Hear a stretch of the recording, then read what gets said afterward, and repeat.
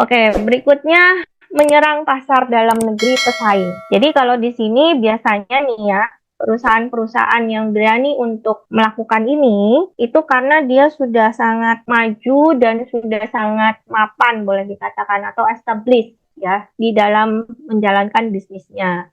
Jadi dia sudah punya keyakinan, dia sudah punya percaya diri lah istilahnya gitu ya. Dan yang pasti sudah melakukan riset secara ini ya secara mendalam untuk bisa masuk ke dalam satu pasar atau satu negara di mana pesaingnya itu nggak sekuat dia gitu, nggak sekuat perusahaannya gitu. Jadi di sini perusahaan itu dia mendirikan operasinya, ya operasional kantornya gitu di negara asal pesaing utamanya gitu ya dengan alasan untuk membuat kompetitornya itu sibuk gitu. Jadi misalkan dia punya kompetitor ya misalkan perusahaan ini ada di mana di Indonesia ya. Di Indonesia ada pesaing besarnya nih. Nah, pesaing besarnya ini ternyata dia itu dari negara Jepang misalkan gitu ya. Nah, supaya si kompetitor kita yang di Jepang yang dari Jepang ini bisa goyang gitu ya, bisa goyang ya si perusahaan ini gitu ya, perusahaan yang di dalam negeri ini dia buka kantor juga di Jepang gitu. Jadi kan si kompetitornya ini si perusahaan Jepang ini merasa wah dia malah buka di Jepang nih. Waduh gimana nih gitu ya. Jadi akhirnya si kompetitor itu dia sibuk untuk mempertahankan pasarnya yang ada di sana dan energinya itu lebih sedikit untuk bersaing di negara asal si perusahaan yang di Indonesia misalkan tadi seperti itu. Nah, contohnya tuh Kodak gitu ya. Kodak itu kan sama-sama dulu itu persaingannya adalah dengan Fuji gitu ya. Jadi meskipun si Kodak ini dia memutuskan untuk membuka pabrik manufacturingnya di Jepang gitu ya, tapi tidak ada kaitannya dengan pesaing Jepangnya, yaitu si Fuji. Nah, malah di sini itu malah membuka konstruksi fasilitas pabrik pertamanya di Amerika gitu. Jadi dia lari masuk ke pasar yang lain untuk bisa ini tadi gitu ya, untuk menyerang pasar di dalam negerinya. Seperti itu. Lalu di sini menggunakan produksi luar negeri untuk menekan biaya. Nah, ini kaitannya dengan faktor-faktor produksi ya. Perusahaan itu dia bisa aja pergi ke luar negeri. Tadi kan selain untuk melindungi pasar di dalam negerinya, gitu ya, ketika dia menghadapi persaingan dari barang-barang impor, ya, dari barang-barang impor luar negeri yang harganya lebih rendah, gitu ya. Nah, caranya yang mereka bisa lakukan itu adalah memindahkan mati keunggulan-unggulan dalam hal biaya produksi. Jadi seperti misalkan pabriknya, bahan mentahnya atau bahan bakunya gitu ya, dan tenaga-tenaga yang lebih murah gitu ya. Nah, apa namanya pertimbangan juga ya. Nah, selain itu pertimbangan berikutnya yaitu melindungi pasar luar negeri. Nah, jadi tadi selain melindungi pasar yang ada di dalam negerinya gitu ya, bisa juga mereka itu memutuskan untuk memasuki pasar internasional itu untuk melindungi pasar-pasar yang ada di luar negerinya itu gitu. Dengan cara apa? Dengan cara mengubah dari yang tadinya mereka ekspor ya, daripada mereka ekspor, kalau ekspor berarti kan mereka produksinya di dalam negeri gitu kan, terus baru diekspor keluar ke negara tujuannya gitu. Nah, ini enggak. Jadi untuk melindungi pasar yang ada di luar negeri, dalam arti kan mereka mengekspor itu udah punya pasar, udah punya konsumennya gitu di luar negeri ya. Nah, supaya konsumen-konsumennya yang ada di luar negeri ini bisa terlindungi gitu, artinya si perusahaan ini dia nggak lagi mengekspor, tetapi dia langsung memproduksi aja di luar negeri itu, gitu di negara di mana konsumennya udah ada, gitu ya. Jadi artinya di sini perusahaan itu ya manajemennya mereka memasok pasar luar negerinya yang berpotensi besar gitu ya dengan cara tadi merubah cara dia yang tadinya mengekspor jadi dia memproduksi. Nah, ini juga mereka bisa melihat ada pasarnya itu ketika sedang terancam gitu ya. Nah, itu mereka bisa menjadi alternatif untuk berubah tadi gitu ya caranya. Nah, juga ada faktor terkait dengan devisa. Devisa ya, devisa ini apa pendapatan atau berkaitan dengan arus keluar masuknya ini ya, arus keluar masuknya aliran modal atau aliran dana dari satu negara ke negara lainnya. Nah, di mana ada kondisi terjadi penundaan pembayaran oleh para importir, ya bisa aja terjadi gitu. Karena kan kalau ekspor impor, nanti kita akan bahas ada satu modul yang berkaitan dengan sistem pembayaran ya. Nanti di situ akan lebih clear bagaimana apa proses membuka LC, letter of credit gitu ya. Kalau salah satu cara yang paling umum dilakukan dengan adanya apa dari transaksi ekspor impor itu adalah dengan menggunakan LC gitu. Nah, LC itu bisa aja terjadi ada penundaan pembayaran. Nah, siapa yang biasanya menunda pembayaran? Biasanya para importir gitu. Nah, importir di sini mereka itu punya alat pembayaran lokal yang cukup, tapi bisa saja menghadapi keterlambatan dalam hal apa? Dalam hal pembelian valuta asing atau mata uang asing dari bank sentral pemerintahnya di sana, gitu ya bisa. Jadi kalau misalkan oh ternyata valuta asing yang mau ditukar misalkan mau kemana, mau ke Indonesia gitu ya. Nah, enggak banyak gitu falas yang tersedia. Bisa jadi itu terjadi penundaan. Nah, karena adanya penundaan ini, maka bisa ada kondisi kekurangan devisa.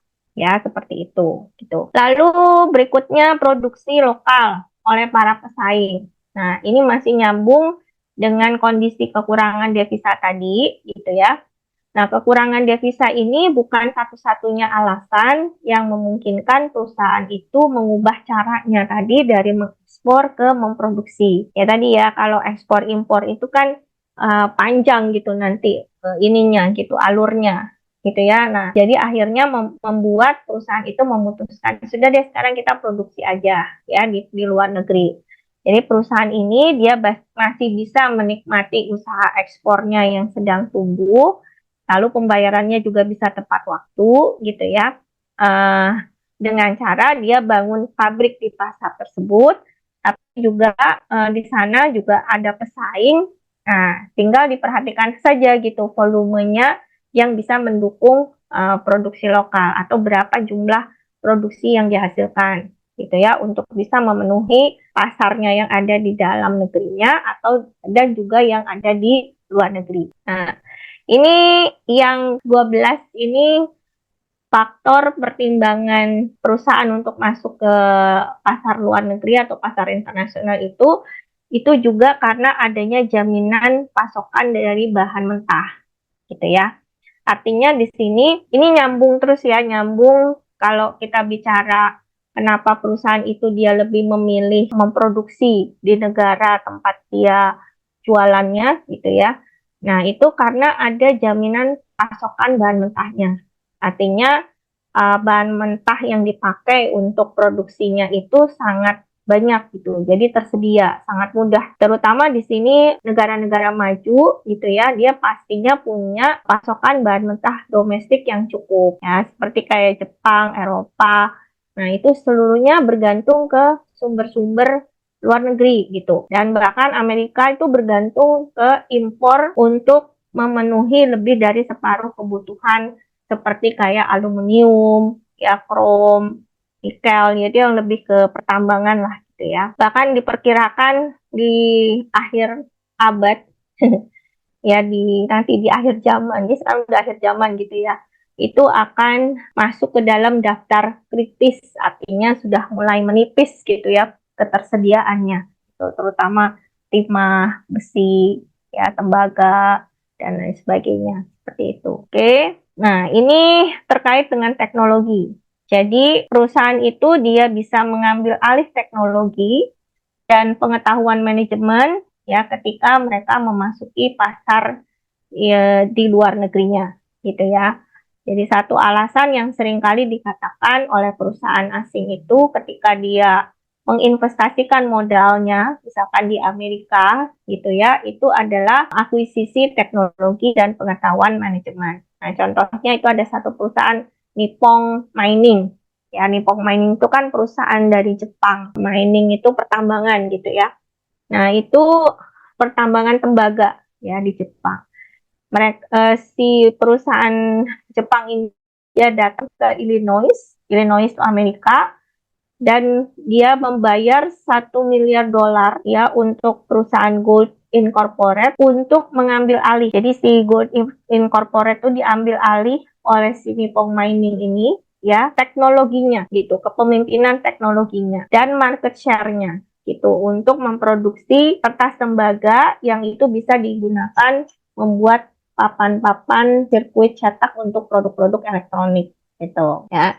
Jadi ada perusahaan nih gitu ya di Amerika yang dia itu punya teknologinya untuk memproduksi kertas tembaga, di mana kertas tembaga itu tuh diperlukan oleh si perusahaan Nippon Mining ini untuk dia membuat papan-papan sirkuit tadi gitu, sirkuit cetak untuk produk elektronik. Kan dia menghasilkan produk elektronik. Jepang itu kan terkenal ya dengan produk-produk elektroniknya gitu. Nah, dia butuh papan-papan sirkuit gitu. Nah, si papan-papan sirkuit ini itu bisa diproduksi dengan adanya kertas tembaga. Nah, yang memproduksi kertas tembaga itu adalah si Illinois. Nah, makanya di sini dikatakan kenapa satu perusahaan itu dia mau masuk ke negara lain, karena dia mau mengambil alih teknologi dari satu perusahaan yang ada di sana gitu, dan juga pengetahuan manajemennya gitu ya. Jadi bisa dipahami ya di sini. Berikutnya adalah diversifikasi geografi. Banyak nih perusahaan gitu ya memilih diversifikasi geografis itu sebagai alat untuk mempertahankan penjualan dan juga penerimaan pendapatannya yang lebih stabil gitu ketika perekonomian di negaranya atau di domestiknya gitu ya mengalami kemunduran atau mengalami penurunan gitu. Jadi misalkan ya berdasarkan area gitu kan. Jadi geografis itu kan kita bisa lihat berdasarkan benua Eropa, Afrika, Asia gitu ya. Karena ada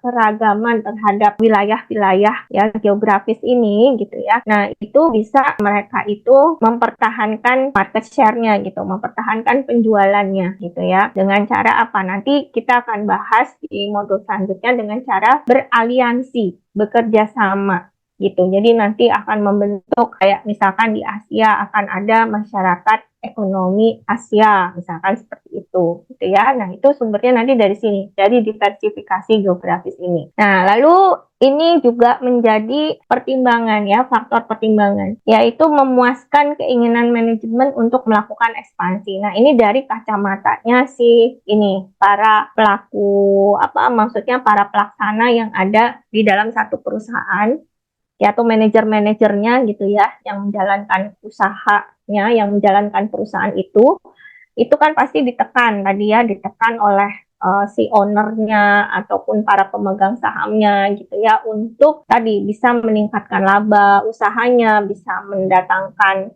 profit lebih besar, bisa meningkatkan pendapatan lebih besar. Nah, kemudian juga ada dorongan dari manajemennya itu untuk melakukan ekspansi gitu ya. Nah, si para pemegang saham ini mengharapkan perusahaannya itu bisa terus bertumbuh gitu. Jadi bisa memperlebar sayapnya gitu ya, melebarkan sayapnya lagi dengan bukan cuma berbisnis di domestik tetapi juga harus mengembangkan sayapnya lagi di negara lain gitu ya. Nah, jadi di sini banyak perusahaan itu akhirnya melakukan ekspansi ke pasar-pasar luar negeri karena ada dorongan dari para pemegang sahamnya. Nah, sekarang bagaimana tahap-tahap untuk memasuki bisnis internasional? Kita pernah singgung. Yang pertama, yang paling mendasar atau yang paling mudah untuk bisa satu perusahaan itu memulai bisnis internasionalnya yaitu dengan melakukan perdagangan. Nah, perdagangan itu dalam arti apa? Yaitu melakukan ekspor impor. Nah, di sini kita bahas dulu ya. Yang pertama yaitu dengan mengekspor. Nah, ekspor ini ada yang sifatnya insidental gitu ya, di mana yang dikatakan insidental ini yang terjadinya itu tanpa disengaja. Jadi misalkan kita punya usaha, produk apa nih, kerajinan misalkan gitu ya. Terus ada tamu atau wisatawan asing datang ke negara kita gitu. Terus dia beli produk-produk kita. Dia pas kita lagi ada pameran misalkan ya. Terus dia beli gitu barang-barang kita. Lalu si wisatawan itu gitu ya kembali ke negaranya dan ternyata di sana banyak yang suka gitu. Nah, makanya kemudian si kita yang ada di sini yang menjual atau si pebisnis yang menjual produk kerajinan tadi itu gitu ya, itu akhirnya mendapatkan order selanjutnya gitu. Mendapatkan pesanan selanjutnya. Mau tidak mau gitu kan, mau tidak mau si pelaku usaha ini dia mengirimkan barang-barangnya ke negara asing si wisatawan tadi gitu. Nah, itu disebut dengan ekspor insidental, nggak sengaja gitu. Jadi nggak ada niat untuk mengekspor, ya. Nah, itu disebut dengan ekspor insidental. Bisa dipahamin ya di sini ya.